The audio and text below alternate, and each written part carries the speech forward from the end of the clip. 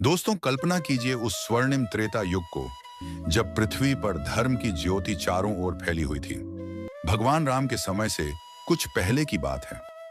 अरब की रेगिस्तानी भूमि, जो आज मक्का के नाम से जानी जाती है, वह तब मक्केश्वर नामक एक पवित्र नगर था। मक का अर्थ है मोक्ष का द्वार और ईश्वर यानी परमात्मा। यहाँ स्वयंभू शिवलिंग की स्थापना स्वयं भगवान शिव ने की थी। कथा के अनुसार त्रेता युग में जब भगवान शिव कैलाश पर विराजमान थे, तब उन्हें एक दिव्य दर्शन हुआ। पृथ्वी के उस कोने में जहां रेगिस्तान की बालू में छिपे रहस्य थे, वहां के निवासियों की भक्ति इतनी गहरी थी कि स्वयं महादेव उनके बीच अवतरित होने को व्याकुल हो उठे। अरब के लोग उस समय संस्कृत भाषा में बात करते थे और उनकी पूजा पाठ भी वेदों से प्रेरित था। वे भगवान शिव को अलख निरंजन कहकर पुकारते थे, जो समय के साथ अल्लाह में बदल गया। अलख मतलब अज्ञेय, निरंजन मतलब निर्विकार। यही शिव का स्वरूप है। दिन में 5 बार वे शिव की आराधना करते थे। सुबह की पहली किरण के साथ, दोपहर की तपिश में, शाम की शीतलता में और रात की गहराई में। हर पूजा में शिवलिंग पर जल चढ़ाया जाता, बिल्व पत्र अर्पित किए जाते और मंत्रों का जाप होता। ओम नमः शिवाय की ध्वनि रेगिस्तान को गुंजायमान कर देती। मक्केश्वर मंदिर वहां का केंद्र था, जहां स्वयंभू शिवलिंग चमकता था, जो पृथ्वी से खुद प्रकट हुआ था। इस लिंग में इतनी शक्ति थी कि जो भी सच्चे मन से दर्शन करता, उसे मोक्ष की प्राप्ति हो जाती। अब आते हैं उस घटना पर जब भगवान शिव स्वयं मक्का पहुंचे। कथा कहती है कि एक बार कैलाश पर मां पार्वती ने शिव से पूछा, हे नाथ, पृथ्वी पर आपके इतने भक्त हैं, लेकिन अरब की उस भूमि में जहां रेगिस्तान फैला है, वहां के लोग आपको कैसे पूजते हैं? शिव मुस्कुराए और बोले, देवी, भक्ति की कोई सीमा नहीं, चलो मैं तुम्हें दिखाता हूं। और इसी बहाने शिव मक्केश्वर पहुंच गए। वहां पहुंचकर उन्होंने देखा कि लोग कितनी श्रद्धा से पूजा कर रहे हैं। शिव ने अपना रूप एक साधु का रखा और मंदिर में प्रवेश किया। लेकिन जैसे ही वे शिवलिंग के समक्ष पहुंचे, लिंग से एक दिव्य ज्योति निकली और शिव का सच्चा स्वरूप प्रकट हो गया। लोग आश्चर्यचकित हो गए और पूरे नगर में हर्षोल्लास छा गया। भगवान शिव ने वहां कई दिनों तक निवास किया, भक्तों को उपदेश दिए और मां पार्वती भी वहां आईं। मां पार्वती का आगमन एक चमत्कार था। वे आकाश से उतरी और शिव से मिलकर बोली, हे प्रिय, यहाँ की भक्ति देखकर मेरा हृदय प्रसन्न हो गया। दोनों ने साथ में वहां के भक्तों को आशीर्वाद दिया और मंदिर में एक विशेष पूजा की, जहां गंगा जल स्वयं प्रकट हो गया। लेकिन दोस्तों, समय का चक्र कभी स्थिर नहीं रहता। जैसे जैसे त्रेता युग का अंत निकट आया, कल युग की छाया फैलने लगी। मक्का वासियों में पहले तो भक्ति की लहर थी, लेकिन धीरे धीरे लोभ, क्रोध और अज्ञानता ने घर कर लिया। कुछ लोग शिव की पूजा को भूलकर सांसारिक सुखों में लिप्त हो गए। मंदिर के पुजारी भी प्रभावित हुए और वे शिवलिंग की शक्ति का दुरुपयोग करने लगे। एक दिन एक दुष्ट राजा, जो अरब के एक हिस्से पर शासन करता था, ने सुना कि मक्केश्वर शिवलिंग में अपार शक्ति है। वह लालची था और सोचा कि अगर वह इस लिंग को अपने कब्जे में कर ले तो दुनिया जीत सकता है। उसने अपनी सेना के साथ मक्का पर हमला कर दिया। भक्तों ने विरोध किया, लेकिन कल युग की शुरुआत में उनकी शक्ति कम हो चुकी थी। भगवान शिव, जो कैलाश पर थे, को इसकी जानकारी हुई। वे जानते थे कि कलयुग में धर्म की रक्षा के लिए कुछ बलिदान जरूरी है। इसलिए उन्होंने स्वयं मक्का जाकर उस दुष्ट राजा का सामना करने का निर्णय लिया। लेकिन यहाँ एक बड़ा रहस्य है जो शिव ने खुद प्रकट किया। शिव मक्का पहुंचे और राजा के सामने खड़े हो गए। राजा ने उन्हें पहचाना नहीं और कैद करने का आदेश दे दिया। लेकिन शिव ने मुस्कुराते हुए कहा, हे राजन, तुम मुझे कैद नहीं कर सकते, क्योंकि मैं स्वयं कैद होना चाहता हूं। राजा हंस पड़ा, लेकिन जैसे ही उसने शिव को स्पर्श किया, एक चमत्कार हुआ। शिव का शरीर शिवलिंग में समाहित हो गया और लिंग एक काले पत्थर के रूप में बदल गया, वही जो आज काबा में है, ऐसा कथा कहती है। अब सुनिए वह रहस्य जो शिव ने कैद होने से पहले भक्तों को बताया। शिव बोले, कल युग में धर्म छिपा रहेगा। लोग मुझे अलग अलग नामों से पुकारेंगे, लेकिन मेरी शक्ति वही रहेगी। इस लिंग में मैं कैद होकर भी मुक्त रहूंगा, क्योंकि कलयुग के अंत में मैं फिर प्रकट होऊंगा। अलख निरंजन का नाम अल्लाह बनेगा। 5 समय की पूजा नमाज बनेगी, लेकिन सच्ची भक्ति वही होगी जो हृदय से निकले। तुम लोग अज्ञानता में पड़ोगे, लेकिन एक दिन सत्य उजागर होगा। भक्त रो पड़े, लेकिन शिव ने कहा, डरो मत, मैं यहां रहकर दुनिया की रक्षा करूंगा।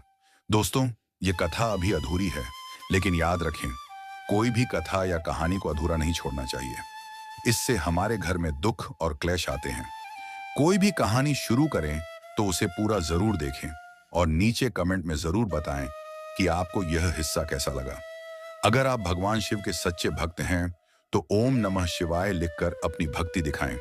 और हाँ, चैनल को सब्सक्राइब करके भगवान की कृपा प्राप्त करें, क्योंकि ऐसी कथाएं केवल सच्चे भक्तों तक पहुंचती हैं।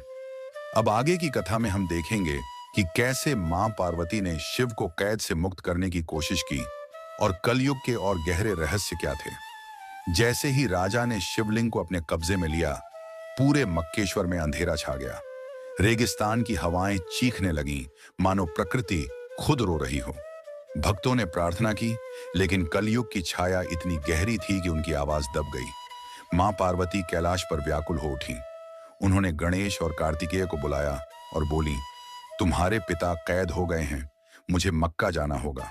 गणेश ने कहा, मां, पिता की लीला अनंत है, वे स्वयं कैद हुए हैं कलयुग की रक्षा के लिए। लेकिन पार्वती नहीं मानी। वे मक्का पहुंची और लिंग के समक्ष खड़ी हो गईं। उनकी आंखों से अश्रु बहने लगे और वे बोली, हे नाथ, आप बिना मुझे बताए चले गए, कलयुग में क्या होगा। तभी लिंग से शिव की वाणी गूंजी, देवी, कलयुग में मनुष्य भूल जाएगा सत्य को। वे लड़ेंगे नामों पर, लेकिन मैं सब में रहूंगा। तुम लौट जाओ, मेरी कैद ही मुक्ति है। भक्तों ने यह दृश्य देखा और समझ गए कि शिव की लीला कितनी गहन है। लेकिन राजा की क्रूरता बढ़ती गई। उसने मंदिर को तोड़ने की कोशिश की, लेकिन हर बार कोई चमत्कार हो जाता। एक बार बिजली गिरी, दूसरी बार रेगिस्तान में तूफान आया। धीरे धीरे अरब के लोग शिव की पूजा भूल गए और नई परंपराएं शुरू हो गईं। लेकिन गुप्त रूप से कुछ भक्त बचे रहे जो रात में लिंग की पूजा करते।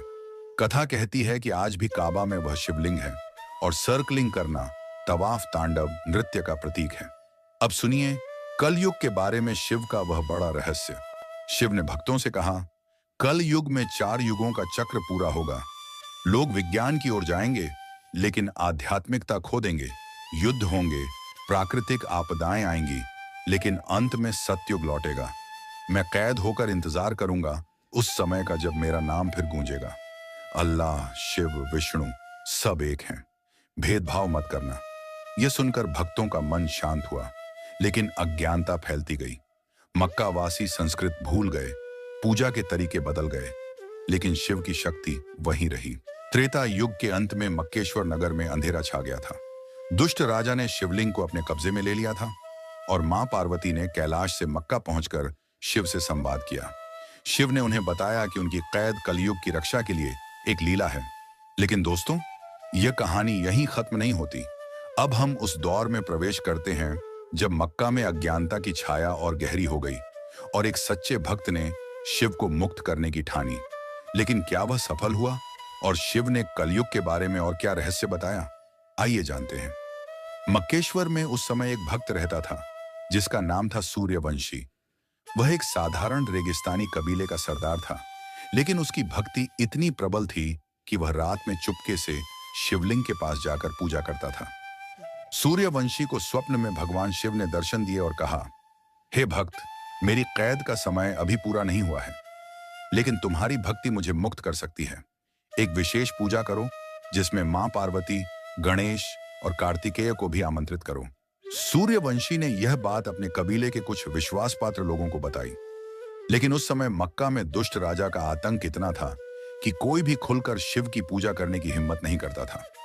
सूर्यवंशी ने हार नहीं मानी। उसने गुप्त रूप से एक योजना बनाई। उसने अपने कबीले के लोगों को इकट्ठा किया और कहा, हमें मक्केश्वर मंदिर को पुनर्जन्म देना होगा, शिवलिंग को मुक्त करना होगा। उसने तय किया कि वह अमावस्या की रात को एक महापूजा करेगा, जिसमें वह गंगा जल, बिलपत्र और विशेष मंत्रों का जाप करेगा। लेकिन यह इतना आसान नहीं था। राजा के सैनिकों को खबर मिल गई और उन्होंने सूर्यवंशी को पकड़ने की कोशिश की। लेकिन कहते हैं कि जब शिव की कृपा हो तो कोई शक्ति भक्त को रोक नहीं सकती। रात के अंधेरे में रेगिस्तान की हवाओं के बीच सूर्यवंशी मंदिर पहुंच गया। वहां उसने देखा कि शिवलिंग पर अब धूल जमा हो चुकी थी और मंदिर की दीवारें टूटने लगी थीं। उसका हृदय रो पड़ा। उसने लिंग को साफ किया, जल चढ़ाया और मंत्र जाप शुरू किया। ओम नमः शिवाय, ओम नमः शिवाय। तभी एक चमत्कार हुआ। मंदिर में एक तेज प्रकाश फैला और मां पार्वती प्रकट हुई। उनके साथ गणेश और कार्तिकेय भी थे। सूर्यवंशी ने उन्हें प्रणाम किया और कहा, मां, मैं महादेव को मुक्त करना चाहता हूं। मां पार्वती मुस्कुराई और बोली, हे भक्त, शिव की कैद उनकी इच्छा है, लेकिन तुम्हारी भक्ति ने हमें यहां खींच लिया। सुनो, मैं तुम्हें एक रहस्य बताती हूं। और फिर मां पार्वती ने वह रहस्य खोला जो कलयुग के लिए था। उन्होंने कहा, कलयुग में लोग मेरे प्रिय को अलग अलग नामों से पुकारेंगे। कोई उन्हें शिव कहेगा, कोई अल्लाह, कोई ईश्वर, लेकिन उनकी शक्ति एक ही रहेगी। यह लिंग जो अब काले पत्थर के रूप में है, दुनिया को एकजुट रखेगा। लोग इसे चूमेंगे, इसके चारों ओर चक्कर लगाएंगे और अनजाने में मेरे शिव की पूजा करेंगे। सूर्यवंशी ने पूछा, मां, लेकिन अज्ञानता तो बढ़ रही है, लोग शिव को भूल रहे हैं। मां पार्वती ने जवाब दिया, यह कलयुग का प्रभाव है, लेकिन हर युग में कुछ सच्चे भक्त होंगे जो सत्य को जीवित रखेंगे। तुम उनमें से एक हो। तुम्हारा कर्तव्य है कि इस कथा को फैलाओ ताकि लोग जानें कि शिव हर जगह हैं। तभी गणेश जी बोले, हे सूर्यवंशी, एक और रहस्य सुनो। कलयुग में एक समय आएगा जब लोग इस लिंग को फिर से शिव के रूप में पहचानेंगे। तब तक तुम्हें धैर्य रखना होगा। लेकिन दोस्तों, सूर्यवंशी की पूजा अधूरी रह गई, क्योंकि उसी रात राजा की सेना ने मंदिर पर हमला कर दिया। सूर्यवंशी ने अपनी पूरी शक्ति से लिंग की रक्षा की, लेकिन वह घायल हो गया। मां पार्वती, गणेश और कार्तिकेय अंतर्धान हो गए, लेकिन जाने से पहले उन्होंने सूर्यवंशी को आशीर्वाद दिया कि उसकी आत्मा हमेशा शिव की सेवा में रहेगी। कहते हैं कि सूर्यवंशी की मृत्यु हो गई, लेकिन उसकी आत्मा आज भी मक्का में भटकती है, शिवलिंग की रक्षा करती है। अब मक्केश्वर में परिवर्तन और तेज हो गया। मंदिर पूरी तरह नष्ट हो गया और लोग शिव की पूजा भूल गए, लेकिन उस काले पत्थर में शिव की शक्ति आज भी मौजूद है। कथा कहती है कि जो लोग सच्चे मन से उस पत्थर को स्पर्श करते हैं, उन्हें शिव का आशीर्वाद मिलता है, भले ही वे इसे किसी और नाम से पुकारें। लेकिन दोस्तों, यह कथा अभी खत्म नहीं हुई है। एक और बड़ा रहस्य बाकी है जो शिव ने सूर्यवंशी को बताया था। वह रहस्य जो कलयुग के अंत से जुड़ा है। मक्केश्वर नगर में अब अंधेरा और गहरा हो चुका था। स्वयंभू शिवलिंग, जो कभी त्रेता युग में भक्तों के लिए मोक्ष का द्वार था, अब एक काले पत्थर के रूप में बदल चुका था। दुष्ट राजा की सेना ने मंदिर को पूरी तरह नष्ट कर दिया था और मक्का वासियों के दिलों में अज्ञानता की जड़ें गहरी हो गई थीं।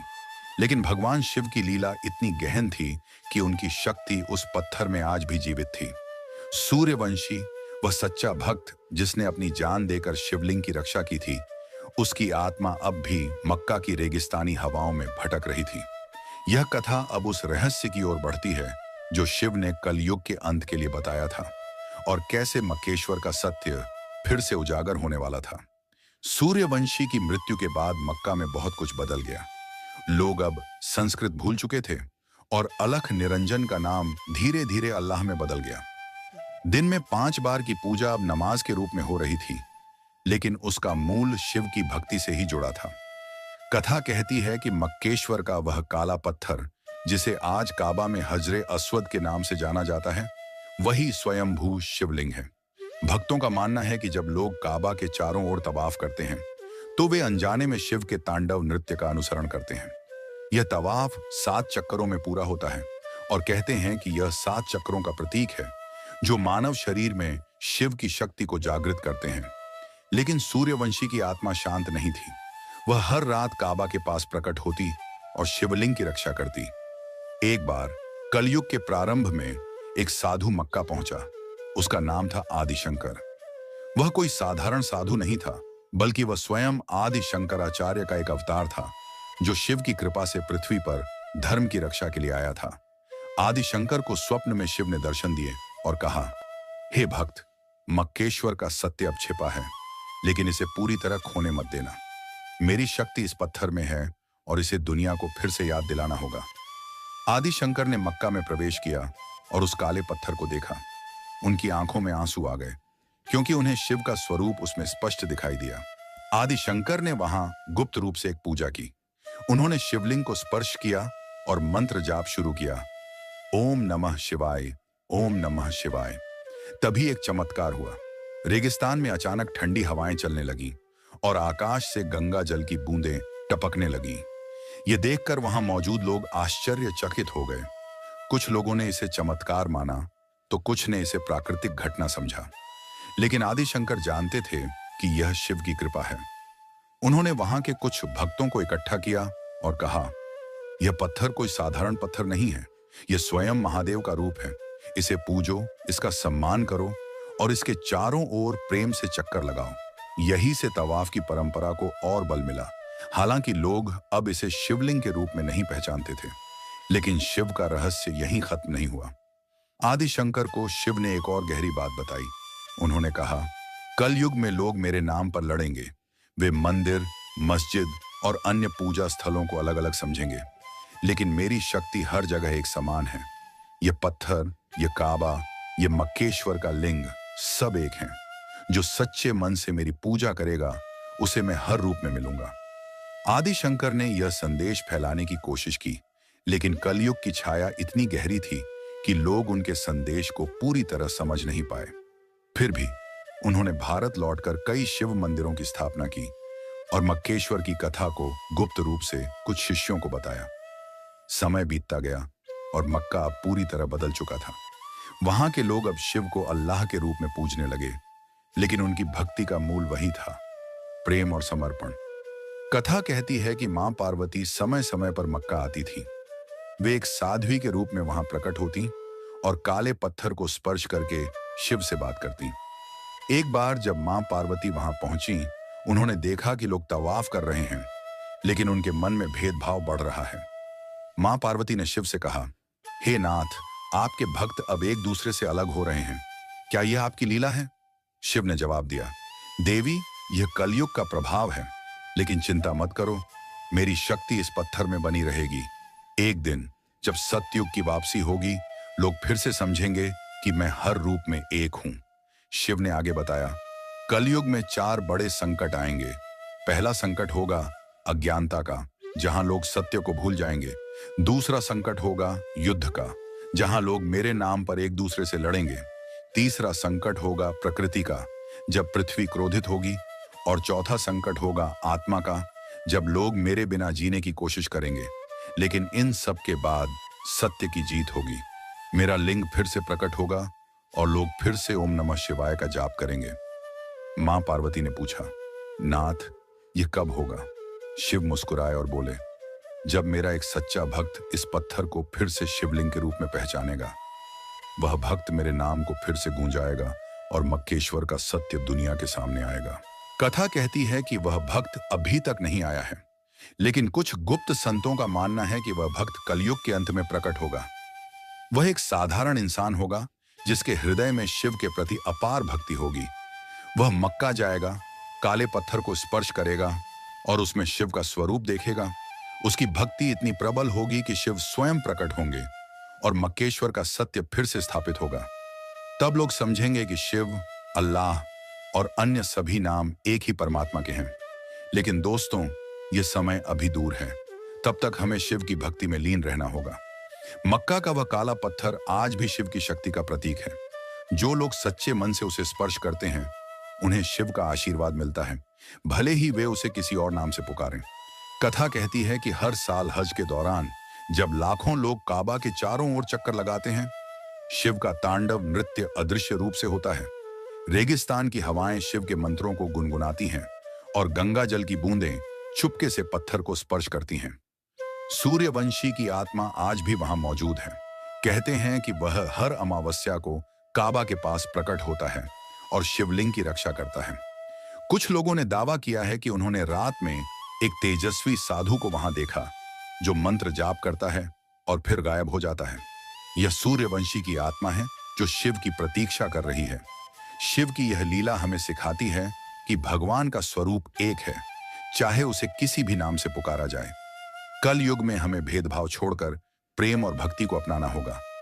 मक्केश्वर की कथा हमें याद दिलाती है कि शिव हर जगह है, मंदिर में, मस्जिद में, हृदय में। हमें बस अपने मन को शुद्ध करना है और उनकी शक्ति को पहचानना है। यह कथा यहीं समाप्त होती है, लेकिन इसका संदेश अनंत है।